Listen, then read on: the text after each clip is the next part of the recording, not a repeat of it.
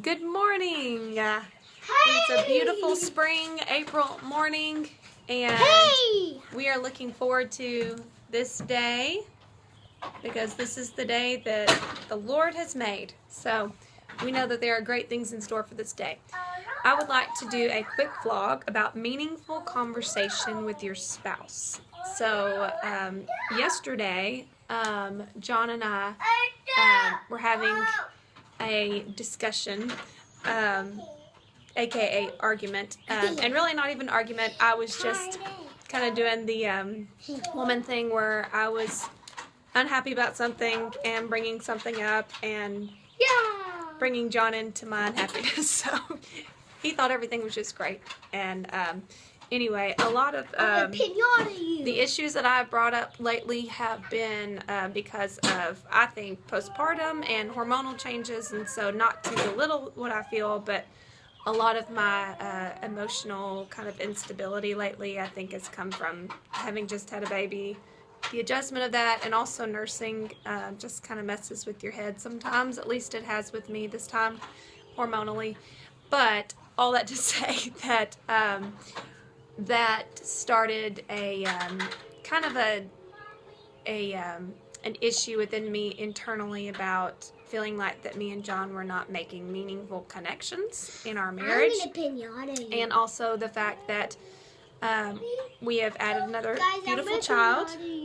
There she is, Evangeline, to our family, to our Wooten roster.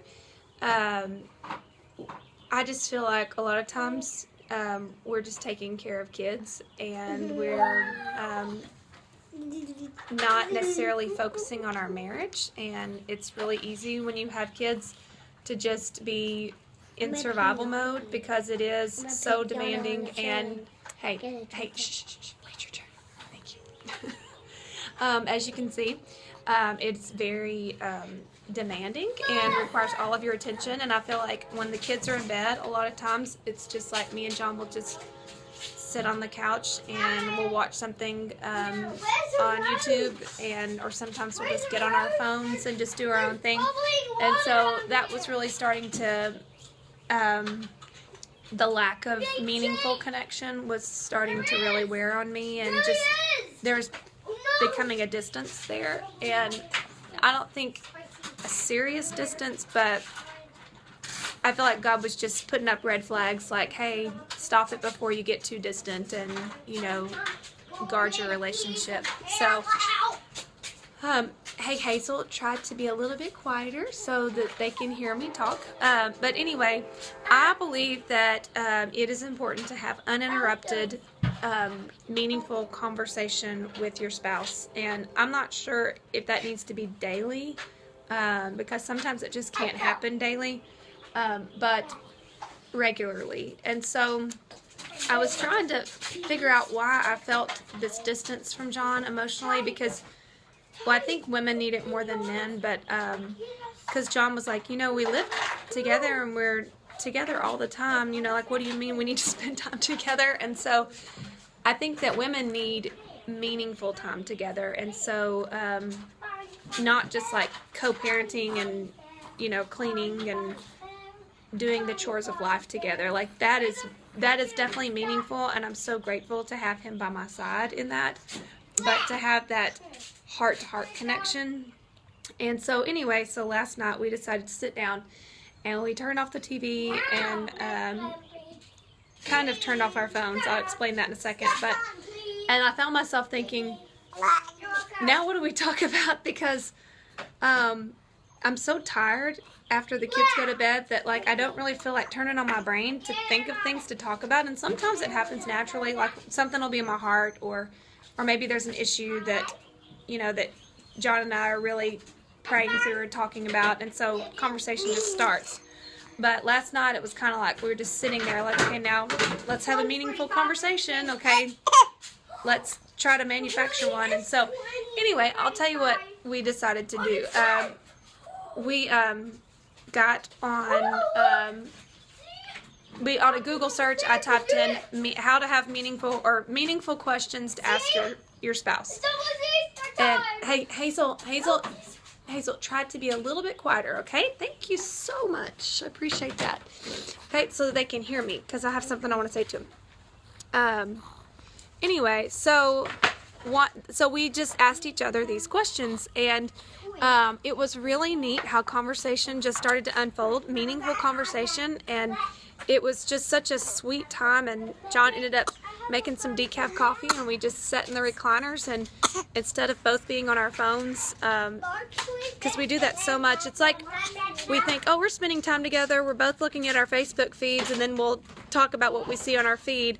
But to have that where we're looking at each other and there's no other distractions, the kids are not interrupting us, you know, we're not in our own train of thought, we're in an engaged, meaningful conversation, it just went a really long way for me, emotionally and for our relationship. So, but some of the questions that they had us ask each other, I thought were very thought-provoking and great conversation starters, and so I just thought I'd pass along some of those questions.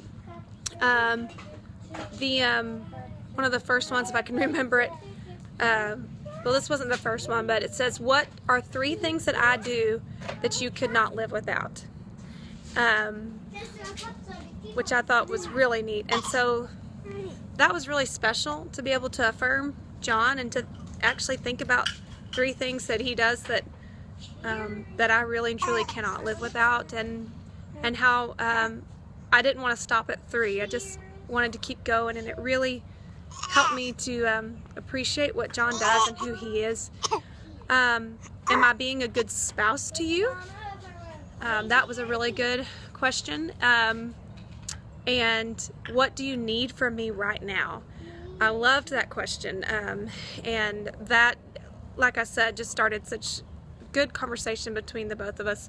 So I just want to encourage you, if you're not being intentional about spending one-on-one uninterrupted time with your spouse, to make that a priority. Like I said, it may not necessarily be daily, but make it a priority on a regular basis, because life will just naturally pull us away from each other. Even if we're together physically every day, it doesn't necessarily mean our hearts are together. And it's so important in a marriage, if we want to not be a statistic, a divorce statistic, that we have to be intentional about our marriages, and especially if we're raising children, because our children can just, you know, it's not their fault, but can take all of our attention away from our spouse, because we love them so much and they need us so much. So take time to spend meaningful conversation, to have meaningful conversation with your spouse. It will go a long way, and just naturally deal with maybe issues that you don't even realize are there, or that you know, you haven't been able to work through. And I really believe you'll enjoy it, and you'll enjoy each other, and it just keeps that spark alive and that love alive for one another. So I hope this has been an encouragement to you, and comment and post below if you have other ideas on how to spend meaningful time with your spouse, and I'd love to hear what you guys do. Have a good day.